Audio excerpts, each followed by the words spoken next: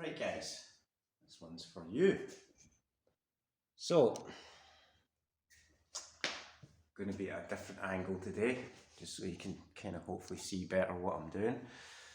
I would take this jumper off, but I've just got a black top on underneath it as well.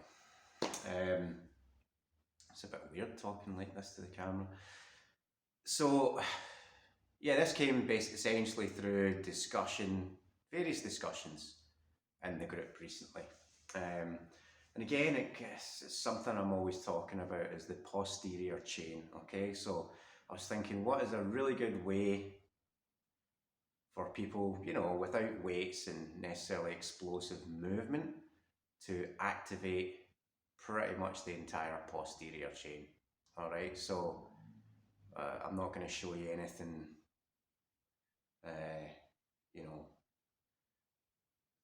boundary breaking or anything, but it's just when I was lying in bed the other night thinking about different specific things and what I wanted to cover with one video. This is essentially what came into my mind. So you've probably all heard of like pythons or dorsal flexes, that kind of thing, all right? So it's just a take on that. So let me see if I can get this so that it works. Right, so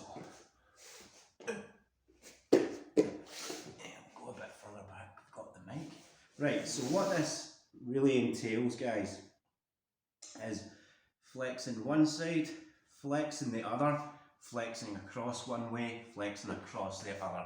We have a thing called a posterior sling on our spine that goes hip to shoulder. Very underestimated part of the body's anatomy, in my personal opinion, especially when it comes to certain cross-body explosive movements. I think the way people have been doing certain things for a while can be done better in competition stuff, but anyway, I digress, sorry. My analytical brain running away with me there. Right, so let me show you very simply how this is done, alright? And I'll do it both directions just so hopefully you can see it, like head to tail and tail to head thing. Yeah, so really, what I'm aiming to do is get this side of my chest and that knee off of the ground. And squeeze as if I'm tucking my shoulder down into my bum, and my bum's trying to come up to touch it, yes? And I'm flexing this leg at the same time. So just like this. Woo, that was a big one. Other side. Just got a click in my knee too. Then cross, so right shoulder, left butt. And same again, left shoulder, right butt.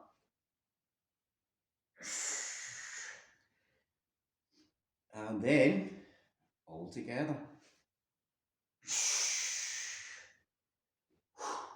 So it's 5 movements, and if I can feel the tension mounting with that one, then you sure as hell will.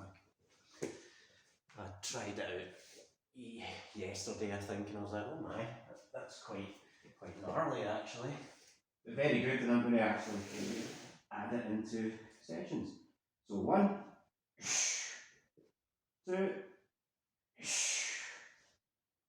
3, 4, 5. Big activation. Right, so one of the other points of doing it this way is you're going to be able to identify, let's say, strengths and weaknesses.